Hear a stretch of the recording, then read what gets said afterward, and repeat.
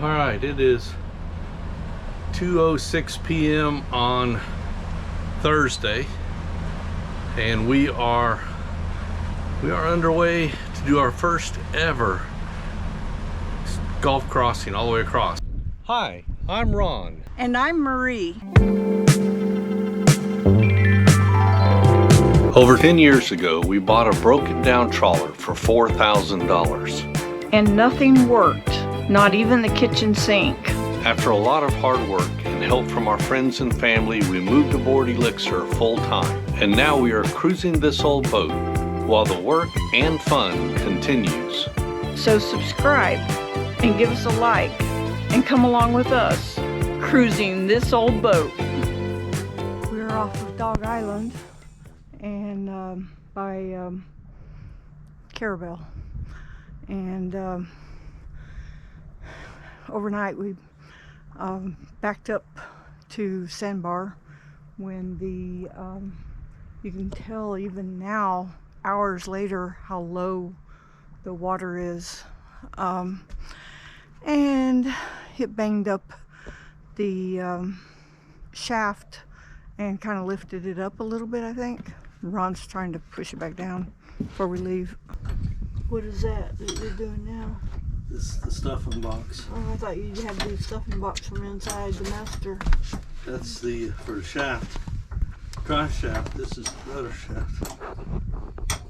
You're gonna let water come in doing that, aren't you? Yep.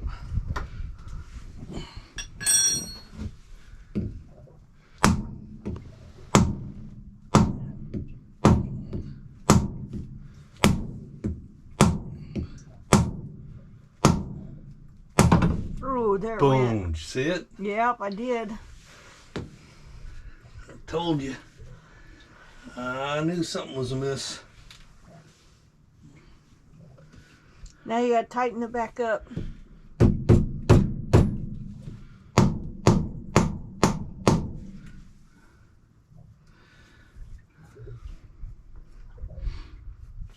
Still haven't dropped enough. Dropped a lot more. I feel better. It dropped quite a bit. Yeah.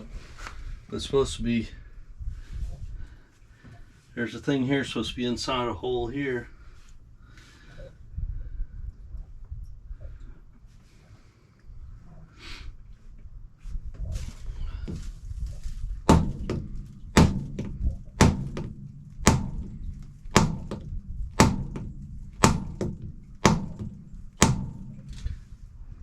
It looked like it was moving. See all this gum here? I can't see it from here. Oh, there's a whole bunch of gunk. And that's probably where it was originally riding on the stuffing box.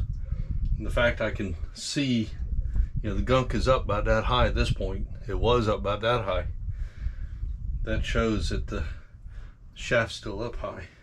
Plus it's not riding in the ring, it's supposed to be in here.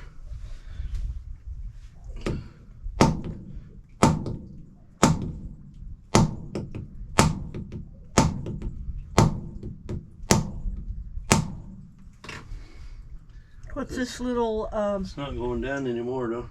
what's that little bolt or washer, not washer, what's the little, just right below This? the blue, no, on the other side. Your This? side. Yeah, see that little, Yeah. what's that do? That adjusts the height of this collar, but I don't want to adjust it because shaft's out of place. So you adjust that when everything's in place. Presumably he was adjusted properly before we took that banging, but just having to drop down that much further, I feel better. Let me reshoot it with the camera, but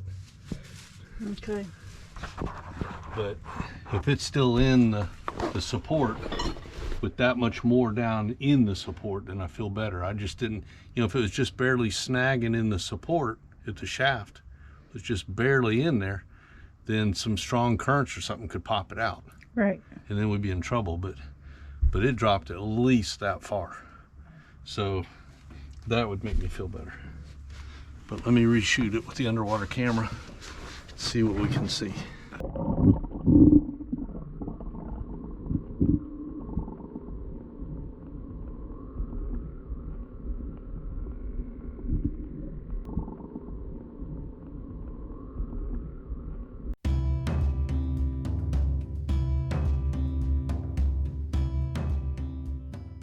It is 2:06 p.m. on Thursday, and we are underway to do our first ever Gulf crossing all the way across. I mean, the last time we crossed the Gulf, we did what's called the inside route, where we jumped from one point to another along the shore. So the longest day you had, I think the longest we had was from Steenhatchee to Carabel, was 11 hours. This is straight across, non-stop. It's scheduled to be a 26-hour trip thereabouts. Overnight, no sleep. We'll take shifts. So yeah, we're excited, same time a little nervous. Our friends on Shenanigans are following behind us. They're gonna cross as well. There's 3 other boats pulling out of Carabel at the same time as us. I know at least one of those is going to cross straight over. I don't know about the other 2. So we got us a convoy. Waters have calmed down. They were really bad earlier today. In fact, the boat was just jerking on the bridle and jerking, and it was just irritating. But you know, the wind was howling, the waves were coming in, and what do you do about it? You just live with the jerking motion. And finally, after a couple hours, I'm sad to say, I went outside to do something, and I don't know what made me think of it, but I said, that doesn't feel like jerking on the bridle. That feels like we're hitting bottom. And so I grabbed the portable depth sounder, went back to the swim platform and shot the depth, and sure enough, we were in 3.9 foot of water, and we are a 3.8 foot boat. So every time the trough of a wave would go by, or the peak, actually it was the peak of the wave, would come by and lift our bow up and slam our stern down onto the sand. So we started up the engine and we moved about 25 feet out from the shore, and then it was nice and comfortable and calm. But I got to thinking and wondering what happened while we're sitting there hitting bottom all that time. So I went and looked in the lazarette, and you know, although I've never really measured or paid that close attention to it, because you tend not to until something breaks, but it just seemed to me that the shaft rudder, the rudder shaft, whew boy, I'm exhausted. The rudder shaft was up higher than normal. Radio check, this is Tawny B, Arabella, over. Tawny B, WS, got you, loud and clear on channel 1.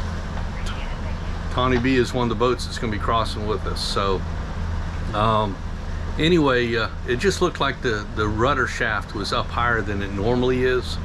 So I grabbed one of our underwater cameras, which are on long poles, and I stuck it down there, moved it around, and then put it on the computer to look. And sure enough, it looked like it was high. It looked like it was still holding, but it raised up a couple inches. So I loosened up the rudder shaft packing. Yeah, told you I'm exhausted. The packing box, and I took a rubber mallet to the top of the rudder shaft and hit it a few times, and all of a sudden, kerplunk, it fell down into place. I don't think it's completely in place yet, but it's a couple inches down in there. I think it's okay. I hope it's okay. And so we are underway. A lot of drama, a lot of excitement, but the seas, like I said, they have finally calmed down. We are underway. They're supposed to be calm until we get to our anchorage tomorrow. So we're trying to get over there before a storm comes through. It's a real bad storm come through in about 4 days, and we don't want to be out here in that storm. So we'll see how it goes. Haven't really discussed it with Ron yet, but I'm assuming we'll probably take every 2-hour shifts tonight once it gets dark. Maybe 3-hour shifts. I'll have to go talk to him about it in a little bit, see what our plan is.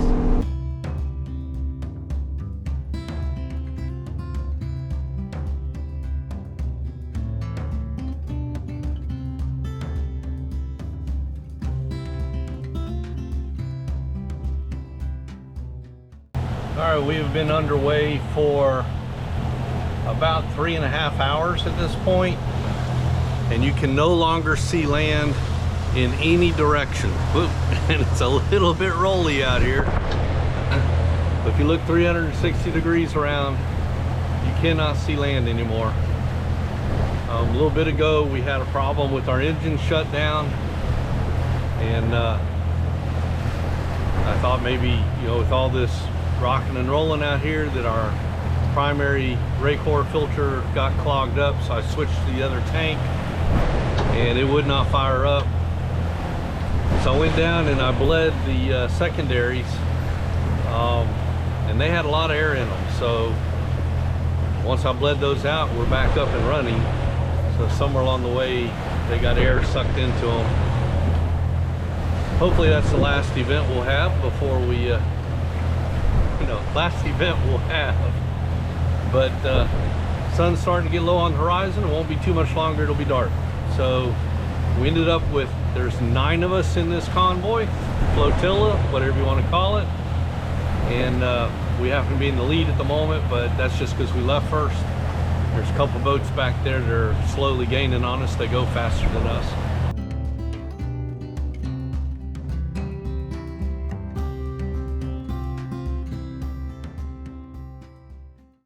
So it's about 9:15, and we're traveling from Carabel to Tarpon Springs, so we're crossing the Gulf.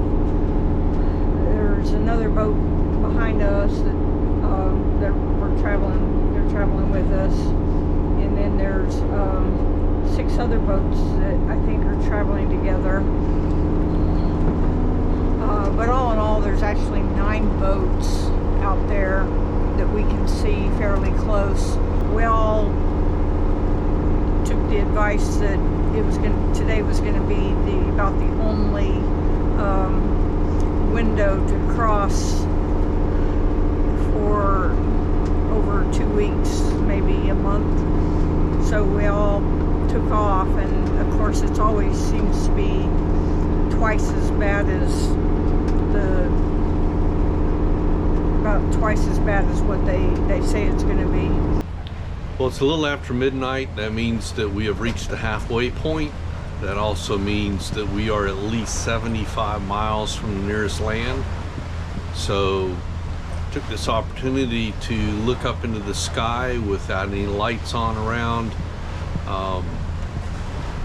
It's something I've wanted to do since we bought the boat. Was you have to be at least 25 miles from the nearest town in order to really see how many stars are up in the sky.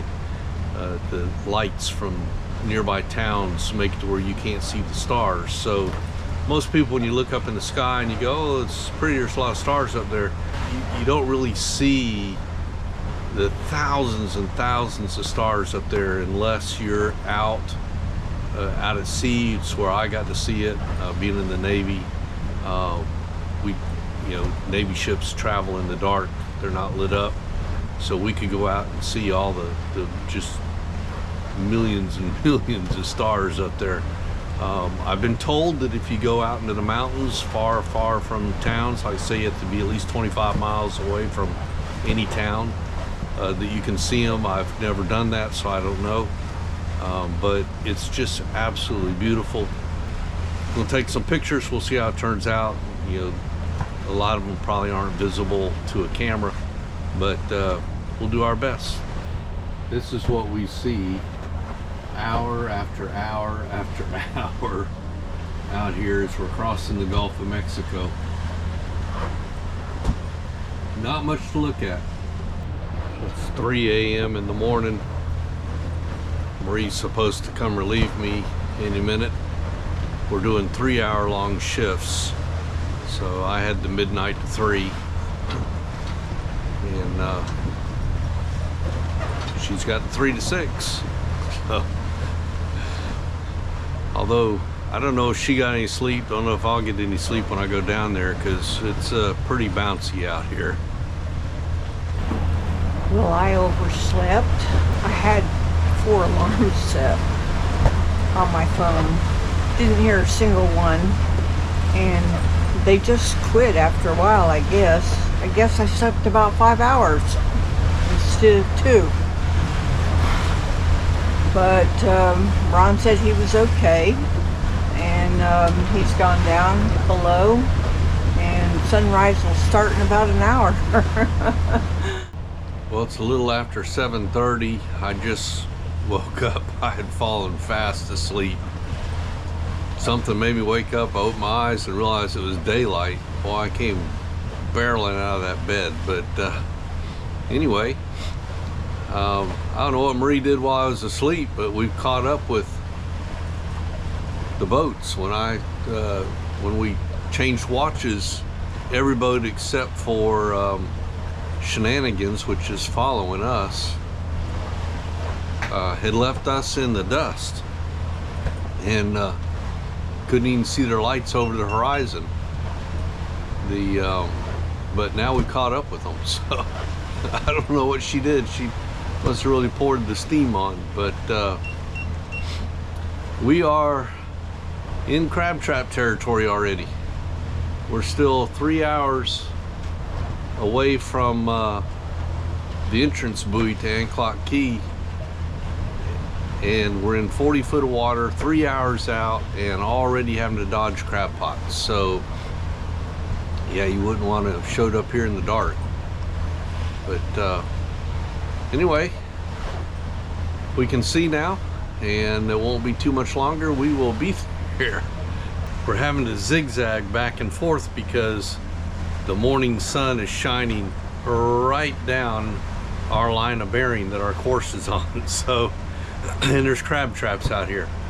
We can't see them because they're sitting in the sun. So we're doing a zigzag back and forth across the sun's rays. We have officially crossed the Gulf. That pole is R2, the marker for the entrance of the channel to Anclote Key. And we are here, so we made it. All right. Thanks for watching.